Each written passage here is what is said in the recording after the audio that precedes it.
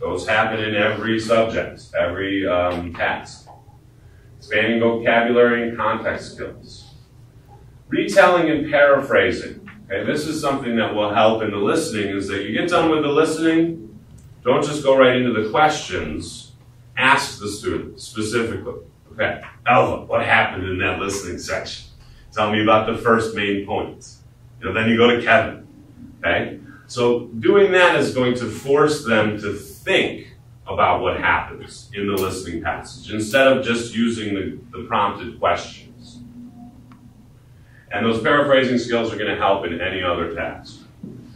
Now this one is something that's a little more difficult to teach, but it could be something with higher level classes to focus on a few times, is stance, attitude, and purpose. You can tell a lot about what a person is saying by how they say it. Okay? If someone is agreeing with something, they're usually a little happier in their tone of voice. If they're disagreeing, I don't think that's right. There are ways that we can help our students with that kind of knowledge, so that even by listening to the tone, they know whether the professor is agreeing or disagreeing, okay? If they are very excited about it, things like that, okay? How does the professor feel, and how do you know? It's a good question to ask. And then what is the purpose? What is the professor's position?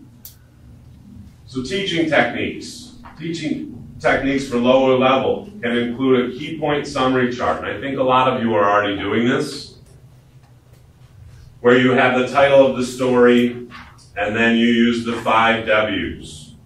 I didn't actually make the chart because I'm not very good at PowerPoint, so I just wrote everything down. So who is it about? When did it take place? Where did it take place? What happened? And why is this story important? Who, what, when, where, and why. That's what we want to keep reinforcing. If our students walk down the hallway, say who, what, when, where, and why. Who, what, when, where, and why. Make them memorize that, so that that's their first tool that they can go to in a listening passage. Okay, so here are a couple of activities. Since you all have the packets, I'm going to touch on these briefly for each subject, just so we're not sitting here all day. And you can review those later on. If you have questions, please let me know. But these activities, most of them came from the seminars. So these are not ones that I have created. They're, I think, fairly self-explanatory. But for our intermediate levels, we can do a listening or a note-taking guide on this one. Note-taking guides, where you start with one of the listening passages from our textbook, and you create a partial guide, where they would have some of the information and they have to fill in the rest. And this kind of explains how it works. If you use it weekly and remove more information every week, by the end of the term, they're doing most of the work. At the high levels, we have the regular 3 skills to enforce. And these are just repetition, the activities. Our books are pretty good for these.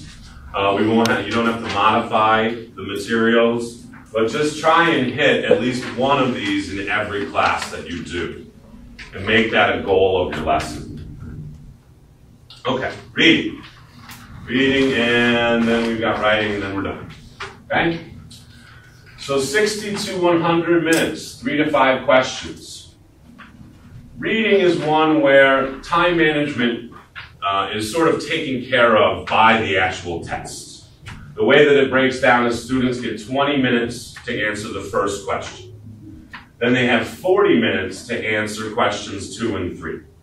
So for 2 and 3, they have to know 20 minutes on, they should start on the 3rd question. There's also the possibility that that test the students will take, they will get questions 4 and 5. It does not always happen.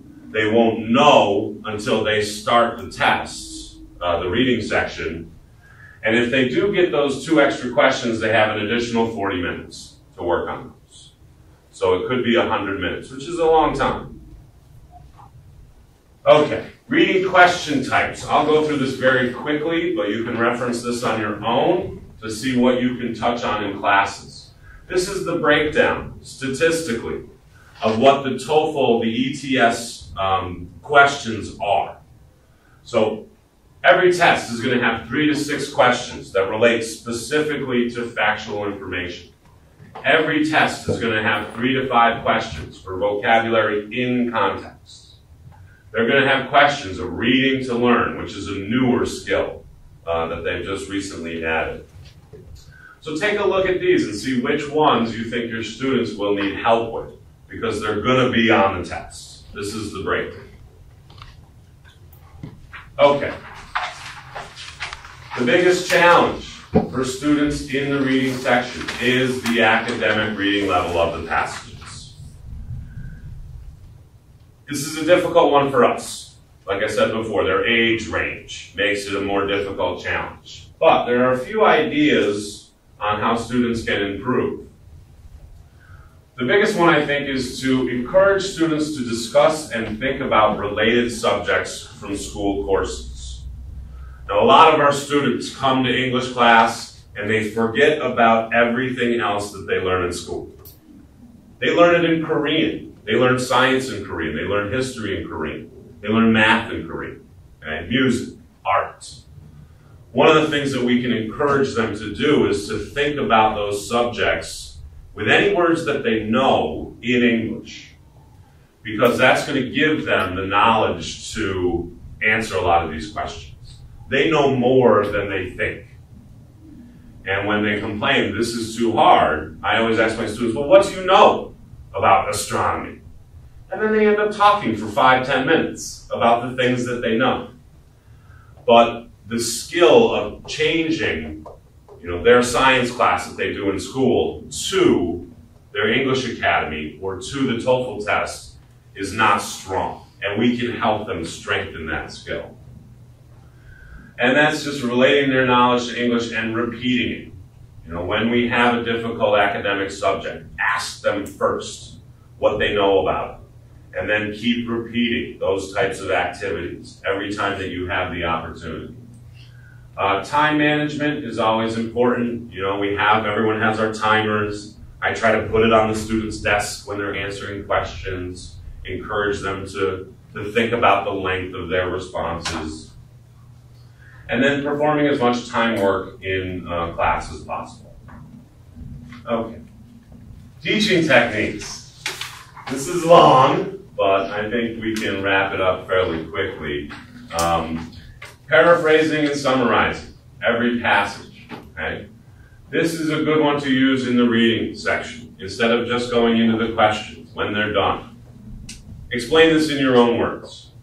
And don't have one student do the whole passage. You can break it up, and I'm sure a lot of you do this already, but it will help them with their overall skills. It comes in handy on the writing section, comes in handy on the speaking section.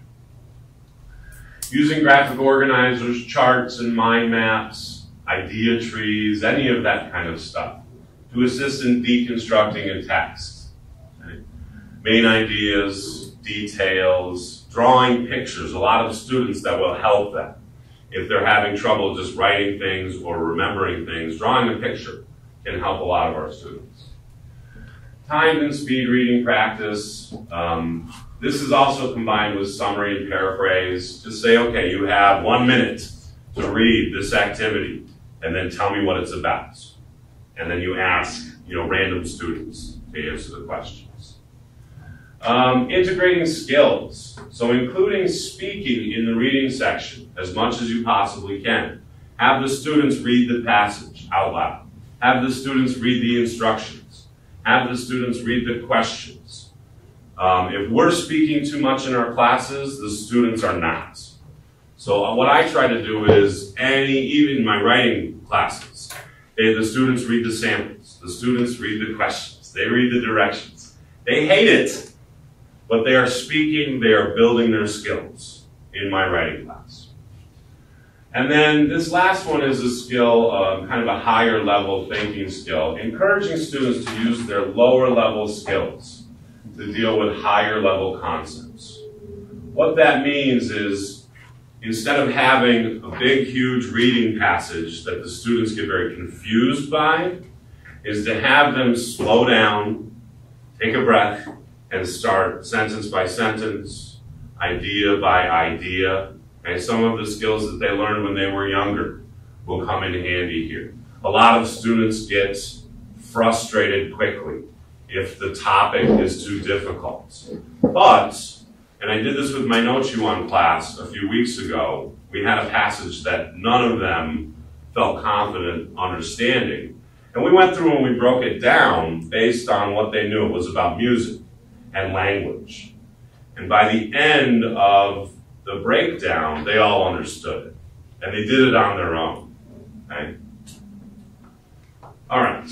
Here's an example. This is my one graph, which is terrible. Here's my example of just a key information text summary chart. And one of the tools we can give our students is to remember what charts and organizers to use on the test. So when they're there test day, they get their note paper, and the first thing they do is draw this box, even before they've heard the question. And they know that this is where their paragraphs are, that this is where the unifying topic and the synthesis of information. It doesn't have to be this exactly, but it's an example of something we can teach them. Okay, activities for improvement, teacher written summaries of paragraphs, and then the students work in groups to identify how the summaries go in order. Okay, it will help them think about summarizing material and also get the bigger picture of the section. Okay, intermediate level, these are a couple of activities that are similar, where you actually take an academic lecture and cut it up, paragraph by paragraph, and the students have to write summaries for it. The students have to put the reading in order. They have to put the summaries in order. We also have, this one I think is an interesting one, and we can use this with our Avalon textbooks also, is that the students take an article and they have to come up with their own TOEFL style questions. The students are always answering TOEFL questions. So it might be a more active task for them to get involved in if they can say, okay, this class, you're writing the questions. See what you can come up with and how relatable they can be to the actual TOEFL questions. And you can even have, the teacher guides this, models this, and you can even answer the questions. The students would probably enjoy that. And they would try harder to see if they can stump you, or if they can write a question that you don't know the answer to right away. So it's something to think about. Okay, last section, almost done. Writing. For writing, we have 50 minutes. Scoring scale is 0 to 5, converted is 0 to 30. So the performance feedback is limited is 1.0 to 2.0, fair is 2.5 to 3.5, and good is 4 to 5. A lot of our students are in this range, in the fair range. Okay? A lot of our students. 2 tasks. The integrated task, which is synthesizing information from reading and a lecture, and the independent, which is expressing an opinion. The main challenges for students are the time limit, especially for the integrated question. They only get 20 minutes. And then linking information from 2 sources. This, I think, is the biggest problem. Reading and the lecture, and putting them together. So we can use ideas that we found from the other sections, like the graphic organizers and summaries and paraphrasing, to work on that skill. This next one, typing skills. Typing skills. It's good to check with your students and ask them, how well do you type? If I had to type in Korean on my keyboard, it would take me an hour to write a sentence. It takes forever. And some of the students have the same problem with an English keyboard. Okay, so there's a website here, Typing Tutors, on typingsoft.com, that you can give to your students if they want to practice more at home. I've started taking my Note You On writing class in the computer lab to write all their essays. So that's something that's an option if you have a class that you can take into there. Usually with the PA level classes, I think would be appropriate. The reading material, there is a word count on the screen because each question has a suggested word limit. If they're close, under, or over, they're not going to be penalized. So they should not, watch it obsessively and make sure they have an exact amount. But the word counter will help them. The reading is present during the writing section, but students should not copy. We have to reinforce that. They'll get a 0. That's it. Students need to use both reading and listening in the integrated question. If you only use one source, you only talk about the reading, you automatically get a score of 1. Most of this writing section presentation is only about the integrated because students have more problems with that. The independent is not really covered in the web seminar. Now, this is a lot too. I'll leave this to most of you to review on your own, but our student strategies for success here are identifying the key words and phrases that the lecturer repeats. Anything that the students hear repeated, they need to write down. Identifying expressions that call attention to important information. When the lecturer says the main function of this, the student should be writing. The purpose of this, the student should be writing. So we can give them keywords to listen for, to help them. Note-taking skills, again, okay? Organizational practice, outlines, or an organizational chart. Worrying about time breakdowns, okay? They shouldn't, if they're writing their essays, they shouldn't think all about the lecture and then have just a little bit of time for the reading. This one is important too. Encourage the students to come up with a mental checklist. If you are editing their papers and you see that they're having continual problems with articles or tenses, encourage them to remember that. This is one skill that you have a problem with. So think about it the next time you write, and the next time you write. If the student is remembering they have a problem with it, they can address it better. Being familiar with the rubric, I think, is very important for writing. It's pretty detailed, so the more the students know, they will perform to the rubric, which will help them. The nice thing about the TOEFL test is we teach our students to speak English so they can do better on the TOEFL tests. But as we teach our students to do better on the TOEFL tests, they're improving their English skills. So it goes both ways. That's why it's a good test to use. Anything that they're improving will help on the tests. And anything they're learning about the tests will improve their English skills. Okay. Some teacher techniques.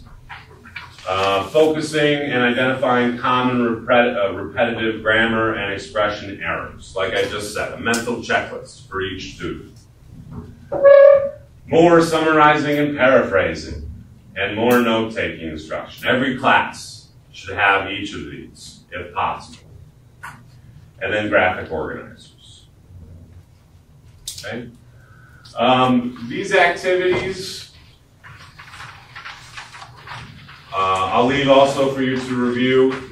They include having, taking information out of order, taking information from the listening, and having the students review it and paraphrase it. Partial outlines and graphic organizers. Most of the activities from these web seminars are related section to section because they work section to section since it's integrated. Fair level, I think we're going to skip these. These are basically, I'd like you all to look at these. These are further activities to do for each level, for fair, okay? And then some more information here about including speaking tasks and writing and vice versa. Using the first person for independent questions is the standard. the third person for integrated. You're using set number of key points in the integrated question. Now this is something that I actually didn't know until a little while ago. There is no specific form for the integrated question. You could write one long paragraph if you want to. Personally, what I teach my students to do is write a standard 4 or 5 paragraph essay, no matter what. Then later on, when they've gotten more practice at that and they're proficient at it, then I tell them, it's okay not to. Okay? And then they can make the choice on their own. If they have a problem with a 5 paragraph essay, then they can adjust and we can discuss it from there. But I think having those standards first is a better approach. The same with the independent, no specified format, 4 to 5 paragraph essay as a cornerstone is the best way to work. Okay, so that was writing. Here are the online resources. There weren't any speaking sites that were mentioned in the seminar, so I don't have any here. But most of these are very good sites to use for listening activities if you're looking for something different from our book. If you have, an extra class or a warm-up activity, something that's different, you can use these. Reading is good. This has a lot of TOEFL-style reading activities. And then writing, these are quite good. This one here, the Online Writing Lab at Purdue, this is a good grammar website. It has a lot of activities that the students can use if they're looking for extra practice. And then the typing website. So, I went long, okay? Sorry about that. I thought this would be happening.